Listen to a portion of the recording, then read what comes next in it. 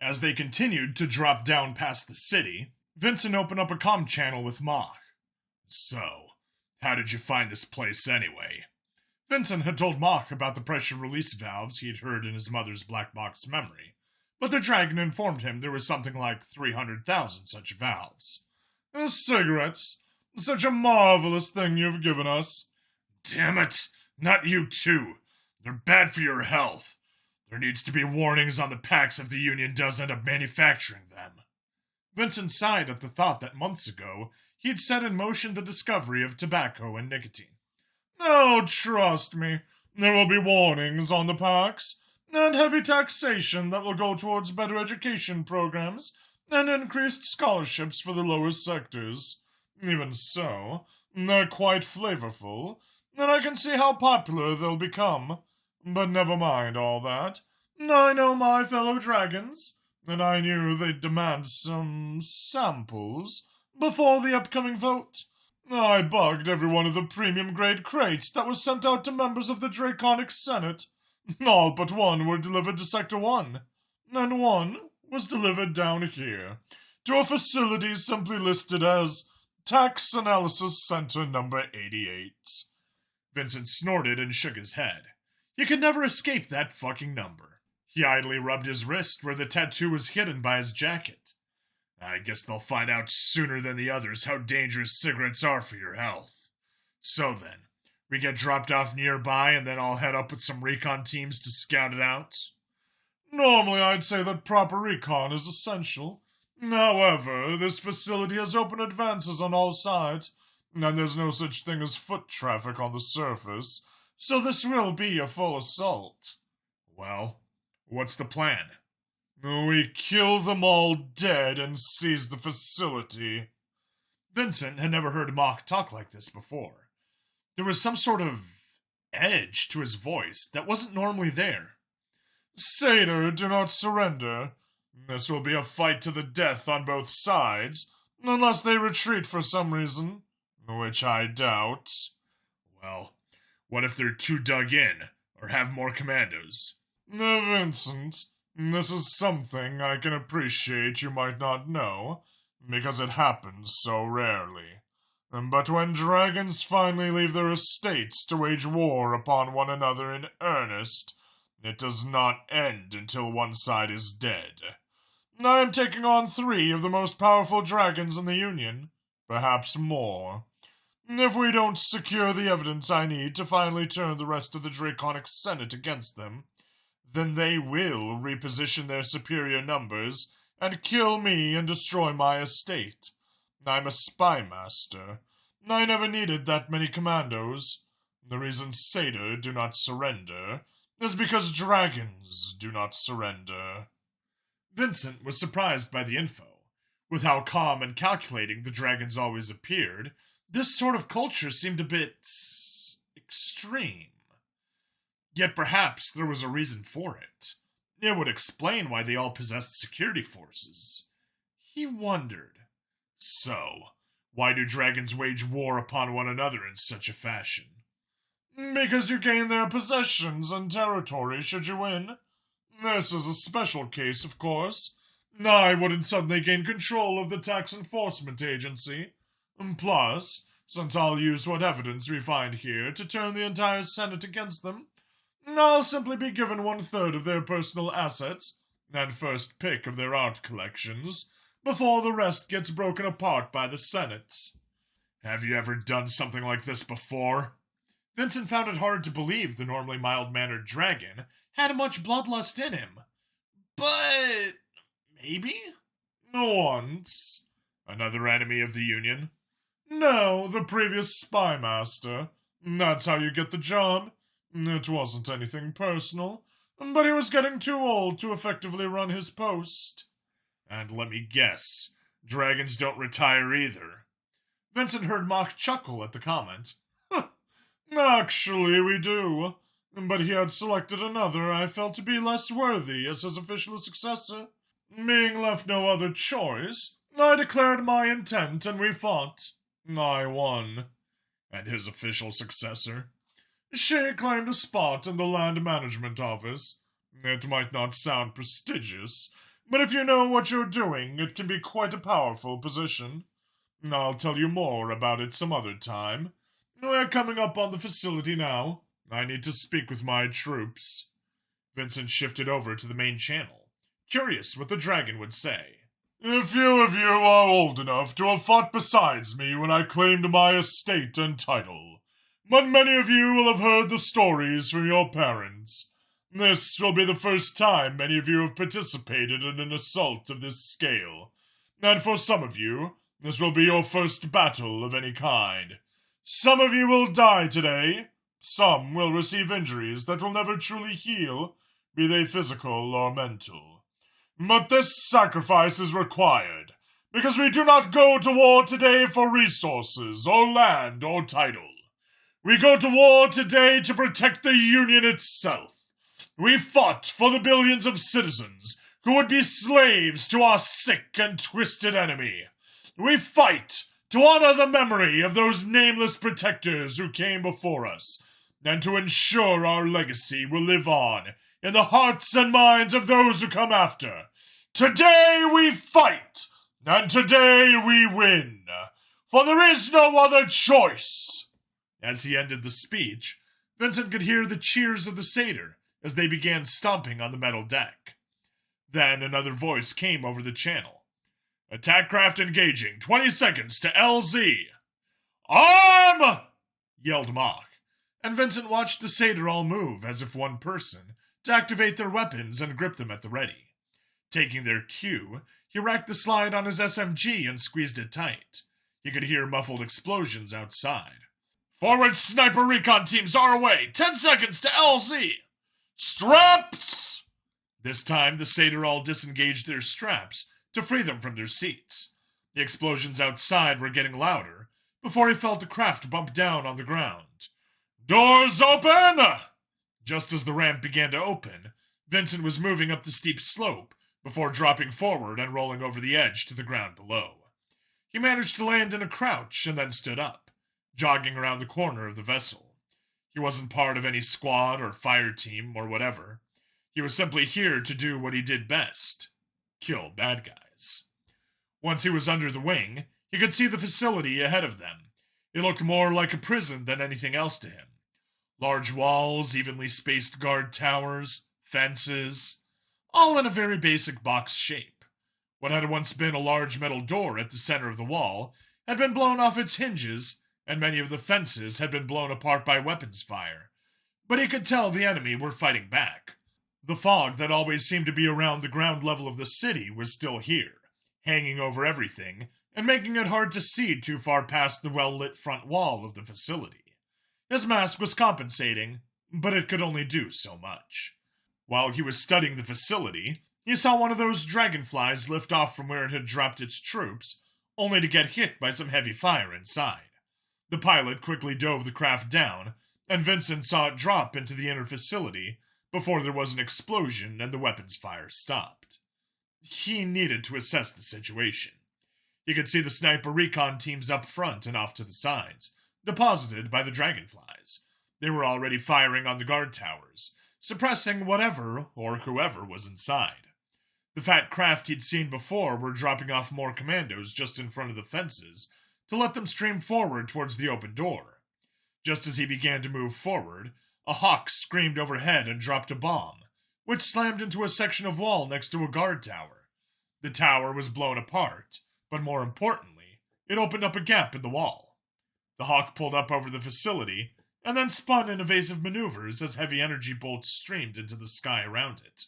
"Heavy AA fire from inside the facility. Unable to provide stationary platform fire. Fast runs only," he heard over the channel. "Understood. We'll relay information." That was Frey's voice. The individual squads must have already dropped to their own comm channels. Vincent began to run ahead towards the gap in the wall. As he reached the edge of the torn fences, a Satyr commando squad got dropped off in one of the fat craft. Just as they dismounted, he pointed. "Follow me to glory!" Without questioning, they fell into place behind him, running forward towards the gap. He was glad the Union didn't understand the concept of landmines, or his run might have ended very messily. But with the tower down, and the snipers suppressing the others, they were getting a very easy approach up to the walls of the facility. For now. Once they got close to the gap in the wall, he realized it was taller than he'd first thought. He could just see over the top. Inside, he saw a large courtyard with various buildings spread around a central ground. More than that, he couldn't really tell from here. Reporting heavy resistance at the front gate. Opposition is well entrenched and operating heavy weapons, Frey's voice calmly reported over the comm. He looked to his left and saw the commandos bunched up around the door. He could see fat energy bolts being fired back through it, so getting to the walls wasn't the hard part. Hostile fast-moving craft inbound, weapons platforms engaging, fire support unavailable until further notice. Vincent saw two of the Hawks stream over the facility, avoiding the AA fire as they moved to engage craft he couldn't see. The massive Dragon assault craft did begin to lift off as he saw more commandos headed towards the gate, plus those two walkers. He had to smirk a bit, as even in the fog on the surface he could spot Mock's gold armor easily. Crazy bastard. Turning back to the gap, he looked to the nearest Satyr commando. "Give me a boost." Without hesitation, the commando leaned his rifle against the wall and cupped his hands. Vincent stepped into the cupped hands and got boosted up enough to step higher onto the rubble and climb over the gap. Once he had dropped over the edge of the wall, he realized the gap was perfectly covered by the building directly in front of him. He didn't see any black or gray armored Satyr rushing over, which was good. Looking back, he saw the rest of the Satyr team moving over the gap as well, one sitting up top helping pull up the others. "Overwatch, this is Phoenix. There is a gap on the front wall to the right of the gate. Position is in cover and opposition has not discovered a gap yet." "Understood. Notifying." Frey's voice remained perfectly calm and disconnected as he told her. It was a little disconcerting, but he understood the need for her to talk like that. Vincent moved up the alley in between the building he was behind and the one next to it. As he got closer to the front, he could see into the courtyard better. There was a four-legged, squat vehicle just ahead with a heavy energy cannon up on top, aimed at the sky, which was slowly rotating. That had to be one of the AA guns. For now, the darkness of the alley shielded him from view, but he couldn't see too far into the rest of the courtyard without exposing himself. The rest of the Satyr quickly stacked up behind him in the alley. He saw two of them had shoulder launchers, but when one reached for his, Vincent waved it away. "Any of you have a way of seeing around corners? We need to know what's out there." He nodded towards the part of the courtyard to the left that he couldn't see. "Yes." One of the Satyr, perhaps the squad leader, though he wasn't sure, moved forward and pulled a small sphere from a pocket, tossing it forward. Vincent watched the gun crew and none of them noticed the small orb, which was good. "I see the entrenched positions facing the gate. Behind it is a burning wreck, and I think it's the other AA platform." Vincent remembered seeing the dragonfly crash itself over the wall. "Anything immediately facing us? Now. All right then, follow my lead." He jogged up the rest of the alley, and then out into the open, gun raised. The crew didn't even see him until he opened fire. The bullet slammed into the back of the loader first, and the others quickly tried to abandon the platform, but were simply cut down under the withering fire from Vincent's weapon. He still felt like the sound of the bolt working was like some sort of maniacal laughter. Either way, with the crew dead, he jumped up onto the platform, tossing the loader's body back. Climbing into the gunner's seat, he swung the gun around towards the entrenched positions at the center of the courtyard. They had short walls with some sort of armored plating facing the wrecked front gate. He spotted at least 4 heavy energy repeaters and another dozen support infantry around them. But no one was looking his way. "Do you know how to load this thing?" He asked the squad of Satyr with him, and saw a few nods. "Well, get ready!" Aiming the gun towards the center position, he opened fire and watched the heavy energy bolts from the weapon arc out and slam into the positions from their unprotected flank. The black-armored Satyr were simply blown apart by the force of the fire, and even Vincent grimaced a little as they were mostly reduced to bits and pieces. But they were the enemy, so he grit his teeth and kept firing. After knocking out the first 2 emplacements, the other side had run from their positions, trying to get cover behind the buildings or wreckage on that side of the courtyard. He was about to ask them to move the platform forward, when he heard one of the satyr next to him yell, "Look out!" and shove Vincent out of the gunner's seat. He twisted as he fell, trying to figure out what was happening, but just as he landed on his stomach heavily, the platform exploded. His mask compensated for the noise, but he couldn't see anything for a second as the visor went dark. He did, however, feel the fireball wash over him for a moment. He kept his face down, lying in the dirt. Slowly, his hand moved to check he still had his gun. He did. In general, he was sore all over, and the impact with the ground had smashed his nose into the front of the mask for a moment, but it wasn't broken. Slowly, the sound returned to him, and he both heard and felt a heavy stomping somewhere close by. Very carefully, he picked up his head and looked around. Walking around the now destroyed AA platform was a walker, but unlike those square ones which Mach had, this was covered in carefully carved patterns and covered in symbols. It was gorgeous, but it had to go. Looking around, he saw that the 3 satyr on the platform with him were dead. The rest must have bolted back to cover. The walker was approaching the building as they'd come around, firing into them as it went. Once it had walked past Vincent, he got up to his knees and looked around. One of the dead satyr with him had a shoulder launcher. He quickly got to his feet now and rushed for it, grabbing the launcher and aiming it at the back of the walker. "Ease!" he yelled before firing, forgetting that the mask would compensate anyway. Even so, the rocket inside slammed into the back of the walker, blowing off the right arm. But after a moment, it started to turn around. "Fuck!" Vincent dropped the launcher and ran up to the walker. Without any support, its back was exposed. You could see some sort of foot and handholds up the back. Maintenance work, maybe? Either way, he climbed up until he was straddling the top, looking down into the cockpit. The satyr inside could see him, and he had to hold on tight as it turned and twisted to try and throw him off. Scattered energy bolts slammed into the front of them, as Vincent saw the squad taking potshots from the cover of the buildings. As the pilot inside the walker hesitated, and then started firing at the commandos, Vincent quickly pulled a door breech from his harness and slapped it to the front of the cockpit. Seeing the charge, the pilot began to twist and jerk the walker even harder. But it was too late. Vincent dropped off the back to the ground, and then activated the charge. He heard the crack of whatever glass the cockpit used, and then the whole thing slumped forward. The pilot likely pulped inside. Vincent was breathing hard, but then he realized he might have another problem. Where the fuck had this come from? The satyr team moved forward out of cover once more, now only 5 in number. He saw one pick up the dropped shoulder launcher, and then take the ammo from the satyr who'd carried it into battle. Looking around the wreck of the AA platform, he saw what looked like a vehicle bay of sorts, but everything was oriented upright. Had to be for the walkers. There were 6 bays, and only 1 dead walker. Overwatch, AA platforms are down. Found the walker bay. Count 6 bays, only 1 downed walker. Phoenix, confirm. AA platforms are down in outer courtyard. Outer courtyard? Yes, there are 3 courtyards.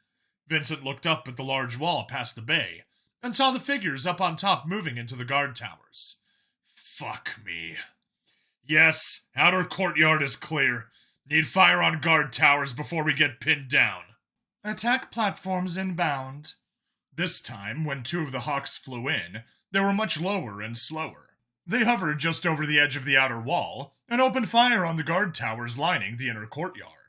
As they peppered the towers with rapid energy fire, Vincent saw Mach and his 2 walkers moving up through the front gate.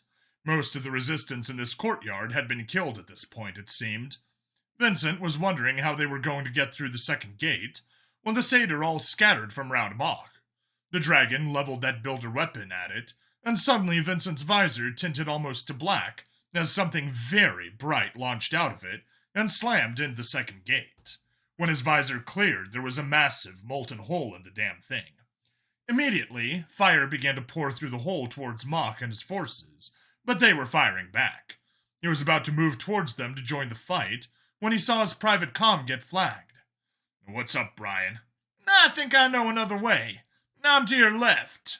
Vincent looked around before catching sight of the other human down the alley he'd first come through to attack the AA platform.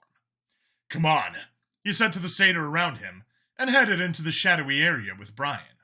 The other human turned and led him further around the perimeter. Then he stopped at a large ventilation grate. If you get this off, we can drop down to the lower levels and get through to the center. How do you know about this? When they were testing the black boxes and clones of mine, I did a lot of exploring before they moved me. Vincent nodded and then moved to the grate. With the help of Bryan and two of the satyr, they lifted the metal grate up and off, setting it to the side.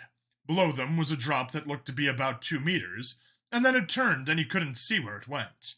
You'll have to crouch a bit, but you can move around all right. Okay, hold on. He switched channels. Overwatch, proceeding down possible alternate path. Very tight quarters. I've got Bryan and 5 satyr with me. He didn't have a call sign for Bryan, so he just hoped the enemy weren't listening. Understood, Phoenix. With that said, he reloaded his SMG, realizing he hadn't done that after killing the AA team, and then lowered himself down over the edge, dropping the last bit to the floor of the vent. Bryan was right. He had to stay rather low, but he could move forward. The way looks clear. He called up and started walking hunched over through the vent, while the others dropped in behind him. Take the first left. No. Yeah. The first left and then the second right, and you'll drop down into an open room. Vincent nodded as Bryan spoke and followed his directions. It took a few minutes with the slow pace he had from being hunched over and the length of the vent sections, but he finally found a vent in the floor of the ducts and stomped on it. He misjudged his balance, though, and the vent dropped immediately. He fell forward into the room, flipping in midair. He landed on his back on some sort of table and cursed in pain. Then he saw the 3 black-armored satyrs standing around him looking surprised. Quickly raising his gun, he fired on the first at his feet, hitting him 3 times before the satyr to his left grabbed at him, trying to pull the weapon from his hands. Vincent let go of the SMG, letting the satyr stagger back, having expected more resistance. Then Vincent pulled his magnum free and shot that satyr through the head. The one to his right had a knife in hand, plunging down towards Vincent, so he rolled off the table away from the satyr and quickly shot him twice in the chest as he fell off the table. Now, on the ground on his side, Vincent finally allowed himself a groan. Fuck me. His back and shoulder hurt from dropping on both of them, but he was alive, and they weren't. As he stood, he looked around the room and saw they were in some sort of storage room, it looked like. He'd landed on a data slate that was now cracked and broken, but they'd obviously been reading it. Maybe they'd been told to destroy some of the storage? A question for later. You all right down there? He heard a satyr ask from above. Yeah, the room's clear. He walked over and picked up his SMG from the dead satyr, while the rest of the team dropped in behind him. Bryan was last. Sorry, didn't think they'd be guarding a supply room in the middle of a battle. Well, they were here for some reason. All right, what can we expect outside? He nodded towards the only door leading in or out of the room. Before Bryan could answer, there were several muffled explosions, and dust rained down on them from the ceiling. Outside'll be a hallway that circles the stasis chamber down below. The opening to the room will be to our left if we follow it around, but we might want to clear the other rooms on our way. Bryan shrugged. Don't fire unless spotted. Let's see if we can sneak around to the stasis chamber. Vincent said as the satyr nodded. He leaned against the wall next to the door, and then pressed the button to open it once the others were stacked up out of sight. The door slid open, and he quickly rounded the corner, SMG up. But he was met with an empty hall. Just like Bryan said, they were in a gently turning, curved hall. He started moving to the left, his back against the stone wall so he could face anyone coming out of the other rooms. He had walked perhaps 25 meters when he heard talking. Yes, you should prepare a counterattack, you idiot! The voice sounded familiar. There was a small opening ahead of them, and as he got close, he quickly glanced around the corner. Down below was what had to be the stasis chamber. Vincent could see several large machines being fed by tubes leading into the wall, and he noticed how much cooler it was all of a sudden. In the room down below was the iridescent deep purple and green dragon from before. He was flanked by about a dozen satyr in shimmering purple armor that matched that of the dragon. Honor guard? As he watched, he could see puffs of breath coming from each of them, confirming how cold it must be down there. The dragon was angrily speaking into a screen that had another dragon on it. Only this was the most boring, dull, drab-gray dragon he'd ever seen. Had to be the tax official. Targeting his estate. No, his estate has nothing we care about. Get more troops down here. Counterattack this facility and reinforce the others. But we weren't prepared for this. We had our forces spread between our own estates, assuming he'd try to arrest us. That stupid little shade isn't calling the shots. It's the spy master, you dolt. He wants you dead, not in jail. Get your forces moving right now. I'm retreating to the portal device. I'll see if they can get it active again. Do your job, or the builders will surely cast you into the pits of hell for your failure. Yes, my lord. The other dragon stammered and ended the call. The leader was growling and fuming so hard, Vincent thought it looked like plumes of steam were pouring out of his mouth. He then turned to his satyr. Start destroying the stasis chambers. Kill the Shade's mother first, then ensure the other teams are destroying their assigned data. Complete the tasks, or die by their hand or mine. The dragon growled at his team. Cheerful fellow. He turned, walking down a hall to his left. Vincent saw the satyr moving through the chamber, then arranging themselves around a particular machine. Team, round the corner and attack now! He hissed out, and then popped out of cover, gun up and ready as he held the trigger down. From his elevated position, there was a bloodbath at first. The satyr's armor gave them protection from energy bolts, but the bullets tore right through them. Even as they started to scramble for cover, Vincent killed 5 of them outright, and heard more screams of pain when he ducked behind cover to reload. His satyr had rushed past to get to another opening, and fired down on the hostiles in the chamber. From their raised position, they had excellent angles of fire down on them, but Vincent could only pray that they didn't damage the machines. As he was fitting a new magazine into his gun, a door across from him opened, and he saw 2 satyr in black armor emerge. Before he could raise his gun, there was a sharp crack, and the first got shot in the head, knocking him against the second. Before the second could recover, there was another crack, and he went down as well. Vincent looked to his left and saw Bryan loading 2 more bullets into his rifle. Told you I'm good with this. I never doubted you, Vincent replied, before leaning back up over the wall to fire down on the last 2 satyr he could see below. Cover the doors! I'm going down! He yelled at his own satyr, before rushing past them and down into the stasis chamber. He felt the cold billowing all around him, as he saw the pools of blood from the dead satyr start to harden and freeze already. He faced the machine they'd been surrounding. It wasn't like the tube his own body was in up in the ship. There was only a small porthole to look into, and most of it was heavy metal, not clear glass. But inside that little porthole, he could see her face. Peaceful. So peaceful. Bryan! He yelled, but as he turned, the other human was already heading down the steps into the chamber. Vincent stepped back as Bryan stepped up. Rather than inspect the door, he moved to the side, opening a small hatch Vincent hadn't paid attention to. Then, Bryan pulled out the glowing gold orb and set it into the hatch. Once it was in place, Vincent heard something click, and then Bryan pressed a button on the side. There was a hiss for a moment and he stepped back. Get the door, Bryan said as he started pulling some cloth from his pack. A towel? Clothes! Vincent hadn't even thought about that. He always came out of his pods naked. His mother likely wouldn't be any different. He'd save any feelings of embarrassment for later. Finally, there was another hiss, and he heard a heavy click as steam escaped the door. He pulled it open, grunting with the weight of the heavy metal, but he managed to pull it open. Inside, his mother was breathing softly, leaning against the padding inside the chamber. Vincent very gently reached forward. Mom? He squeezed her shoulder, and her eyes fluttered open. She took a look at Vincent and smiled wide. Vincent, I knew you'd come for me. Did Bryan find you?